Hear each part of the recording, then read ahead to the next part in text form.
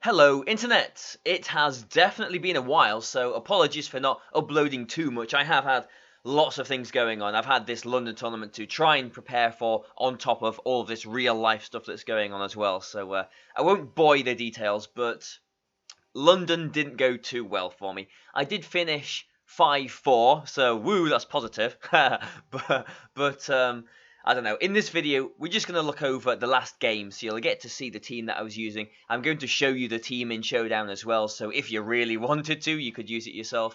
And then I'm just going to talk about where this leaves me, I suppose, with regard to this current VGC 17 season. So, let's start things off. This is the last game of the last round. So, we had 9 rounds of Swiss in London, each round taking, a pretty long time, to be honest. So, the end of a very long day, pretty tired. This was the last game. And, hopefully you'll see this and you'll think, yeah, that's a really Barry team, if you know what I mean. It's a very typically Barry team. And that's, I guess, what I wanted to go for when I when I put the team together. So you can see we've got some interesting Pokemon already, and there's a few more surprises in the team as well. But this last team that I was playing against was exactly what my team was pretty much built to go against. I know I can't fake out here because I'm in the psychic terrain, so I go for a Protect on Butterfree. I know he's got a Sash on his Garchomp from the previous game, so this is what I go for. I've got Icy Wind on this Weavile. The only way this turn could have gone wrong is if his Garchomp protected there, and then he would have been faster and potentially could have flinched my Butterfree with a Rock Slide, which is what happened in the previous game. So, yeah, I do protect the Butterfree this time, get the Icy Wind off. I don't really care if Weavile goes down here, which it will do to a combination of Rock Slide and Dazzling Gleam, but I don't mind that too much. I have got my Butterfree at full health. I know he doesn't have Tapu Koko or Tapu Fini in the back, so he can't stop me basically putting all of his Pokemon to sleep now, and Butterfree's faster, so I can bring in Katana. You can see where this team's going. You can see how it works, can't you? Lele is really the thing that threatens my Katana here. I do Swords Dance. I'm not really threatened by the Garchomp here, but I Swords Dance thinking I can just Sleep Powder the Tapu Lele and Garchomp. It can Rock Slide. I'm pretty sure it doesn't have Fire Fang or Flamethrower or whatever at this point. So it can bring my Butterfree down to its Sash. I don't mind. As long as Katana gets to +2 right now, I know it can literally just sweep through his team, and that's basically the position that I'm at now. So get the sleep there. Just as a note, with Compound Eyes, Sleep Powder is 97% accurate on Butterfree, so I'm not worrying too much about it missing. I'm not going to mess around with Sleep Turns. I do just knock the Lele out straight away, getting the Beast Boost. I'm at +3 now, and even if this Sleep Powder misses the Garchomp, it can't really threaten my Katana too much either. So Sleep Powder, after the Icy Wind, I'm still faster. If he withdrew his Garchomp and brought it back in the future, he might be faster than the Butterfree, but Katana would still be faster and threatened now with a +3 Leaf Blade. So at this point, I'm pretty confident the game is all over already. So we'll see how it goes. I mean, he tries to make some plays to wiggle out of this position. He protects the Celesteela, fair enough. I go for a Smart Strike into the Garchomp. I think that was just in case of anything that he could have switched in the back. I knew a Smart Strike would have still obviously knocked out the Garchomp at that point. And obviously it was asleep as well, so it wasn't really threatening too much. +4 now, Sleep Powder, again 97% accurate with Butterfree's Compound Eyes. And this is one thing that I like about Katana. I am actually holding the Z Grassberry here, and at +3, even at +2, a Doom, whatever thing, will knock out an Alolan Marowak in one hit. So +3, I know that I can just do this and it will one-shot it. He does actually protect his Marowak on this turn. So I do, still get a bit of damage through the protect with the Z move, but I don't get the nice clean one-shot that I would have done if he didn't protect there. But even still, that's is it +4 at this point? Like, that's quite a lot of damage for a resisted hit like that. And again, put his Celesteela to sleep, 97% accurate. You can see how the team works. Get some momentum at the beginning with Weavile, maybe Icy Wind things, get Butterfree faster than their Pokemon. I do have Tapu Lele on my team as well, so if they do have a Koko or Finny, I can switch in on the same turn I do go for a sleep powder, and basically just get into a position where they're asleep and start setting up with things. Ideally this katana, because it is faster than most of the things in the format. The team did fall apart when I played things faster than the katana, basically, which, you know, is still quite a few things. But yeah, I mean, I didn't really.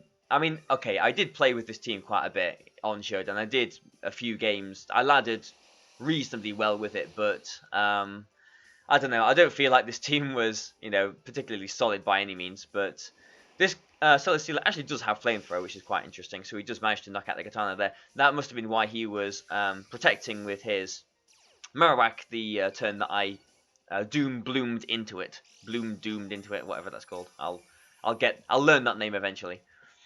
So, I'm down to my last two Pokemon, but he's down to his last Pokemon now. I've got Magnezone. This has got Magnet Pull on it, and Substitute, and lots of nice stuff as well. So, he protects here. Not really sure why. I mean, he's already lost the game.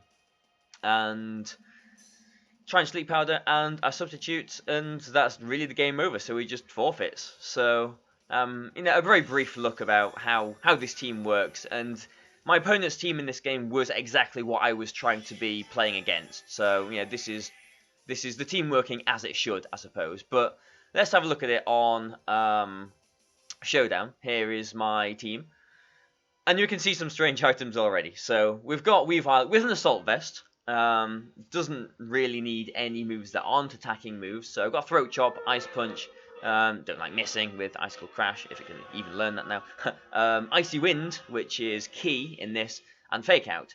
So Assault Vest is nice because I don't need any sort of boosting items to be able to one-shot Garchomp or anything like that. Assault Vest lets Weavile stick around for longer than it normally would.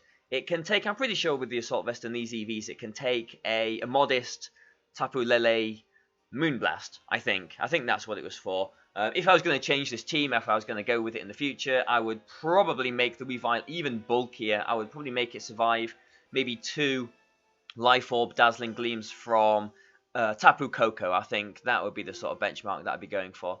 Butterfree with Focus Sash, Sleep Powder, Bug Buzz, Protect. Some interesting EVs as well. The special attack 188 there is just so that Bug Buzz will always one-hit KO a non-invested Kartana, and you really shouldn't be investing too much special defense in your Katana, really. Although I think Ben used an Assault Vest Katana, so that's quite interesting. But unless it's not, you know, Assault Vest, a Bug Buzz will be knocking it out, which is quite surprising, really, with those EVs. The bulk, I can't remember what it was exactly, but I think it was something like something like Lele Dazzling Gleam was a 2-8 KO or something like that. It was some kind of bulk. Politoed, honestly, was on there, and I hardly used it throughout the day. It was on there to be green, really. You know, I like having my colourful teams. I did want something that could sort of disrupt weather a little bit too, because I felt the team was quite weak to ice. You know, Ninetales and Sandslash and all that kind of stuff. Otherwise, let's go further down. Here's the Katana.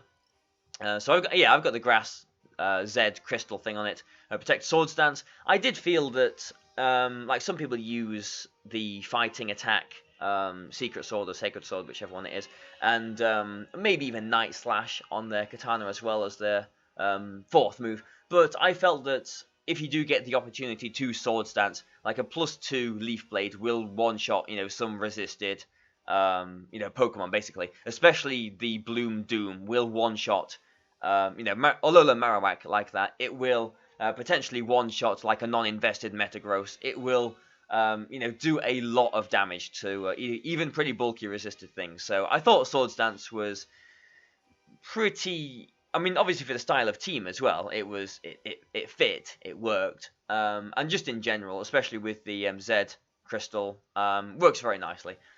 Tapu Lele, again, like I was saying, can disrupt their electric terrain or mystic terrain, so that Ice Steel can put their Pokemon to sleep as well, and it can Calm Mind itself too.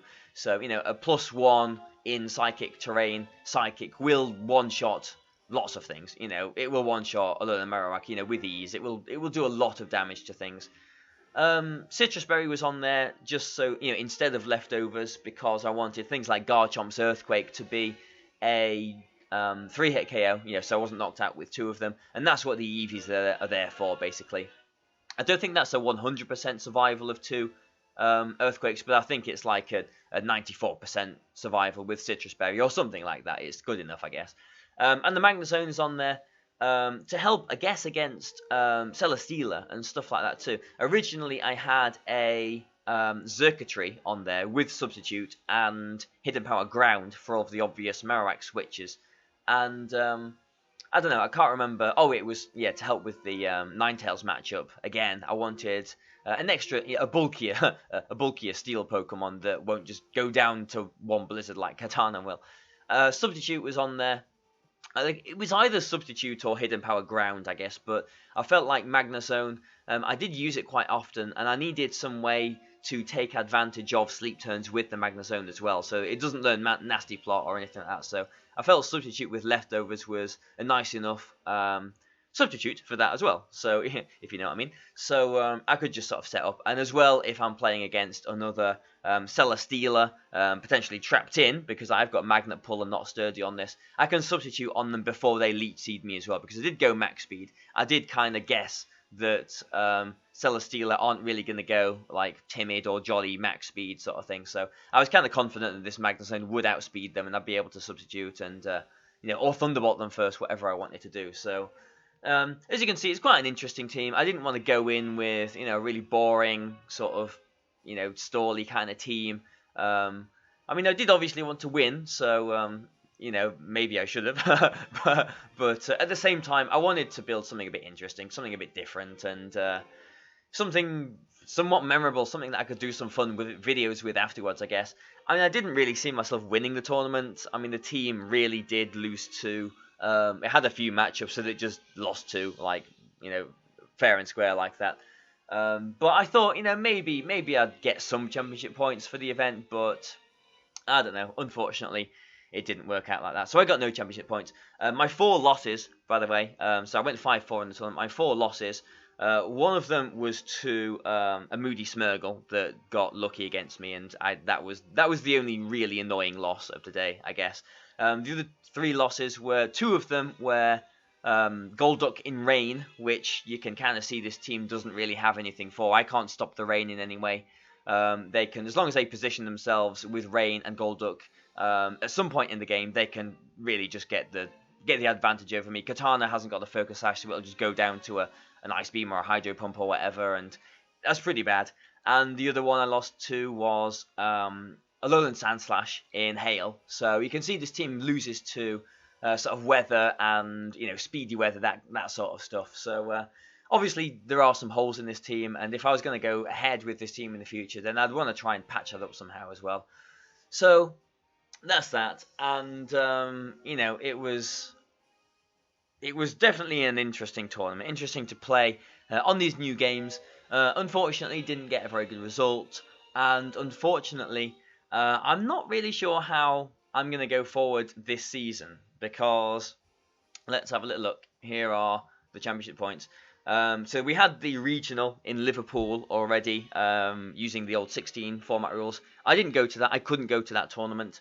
And we've just had Europe has just had its international championship, and I got no championship points from that as well. Now, I need to, if I want to compete at Worlds this next year, I need to get to 500 championship points, and I'm looking at how I can get there, and I'm not really finding too many feasible routes unless I, win 3 regionals or something like that. I mean, obviously in many parallel universes, maybe that might happen, but the chances of that happening are pretty low, and so I'm not feeling too good about this, to be honest. And this is one of the bad things, one of the negative things coming out of London that I have seen quite a few people post about and say about as well, because basically, if you live in Europe, like, it doesn't matter so much for the people who came over from different regions, like the North Americans and the Australians and whatever, that came over for this tournament, because they will have their own international championship. But presuming Europe is not going to have any more international championships, where do we get our points from now? Really, where do we get our points from? So, well, I don't know. I think the UK is going to have 3 regionals, so maybe I could win 3 regionals or win 2 of them and come top 8 in another one or something, or maybe I could win. I don't even know how many mid-season showdowns we're going to have. Like, win 2 mid-season showdowns. I don't know. It seems pretty, I don't know. It's an unreasonable ask, I think, to get 500 championship points without any points from the international championship. Which means that, as we feared before the tournament, basically, Europe's World's Invites were, in a way, determined for a lot of people on how you did at this London tournament. Which is really unfortunate because the amount of times, over the years they've been trying to make this Pokemon circuit more of a like a year-long thing where it's not just the nationals all sort of clumped into a few weeks and how well you do at that determines if you go to Worlds or not. Basically, it all came down to this one day, and that's really sad. I had a poor day on Friday, like as far as my playing went, I think I played okay. Maybe there's a few turns that I kicked myself for a little bit. But the team I used wasn't really ready to be used, which obviously is my fault as well. I could have used something different. I'm not trying to pass off responsibility or anything, but just because I had one bad result on one day, my entire season has basically ended. And that's really sad. And then, I've seen, there's plenty of people, 2013 world champion Arash, I'm pretty sure he said on Twitter that, like, his season's over.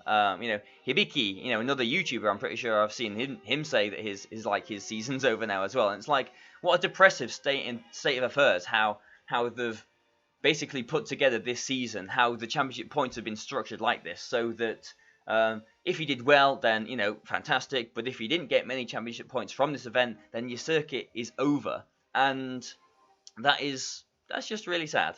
I don't know. It is really sad. Especially the biggest kick in the teeth is that, here in Europe, we were the first to have our international championship. And it was 2 weeks after the games were released. What were they expecting? I don't know. I don't really want to finish on this sort of sad, sorry, sort of state of affairs, but I hope you've enjoyed watching, the little game there, and here's the team that you can go and play around with as well. I am planning on doing some Battle Spot games with this team, I guess. I'm not sure how many of the games I'll actually win, but at least it'll be fun to, show the team off a little bit more and maybe get to show you how it was supposed to work a little bit better as well. So, watch out for that. I have seen, people have been subscribing to me, even though I haven't really been uploading anything since the multi-battle league and the quiz I did with the Jamies as well. So, thank you everyone for coming and having faith that I'm going to be uploading something nice for you to watch. So, thank you for subscribing, everyone. Please, like and share and comment and, let me know how you did in the comments and everything in the tournament if you went too. And that's about it for now. I mean, in the coming weeks, I'll be trying to do some BattleSpot Live. So, stay tuned for that. But thanks a lot, guys, and goodbye for now.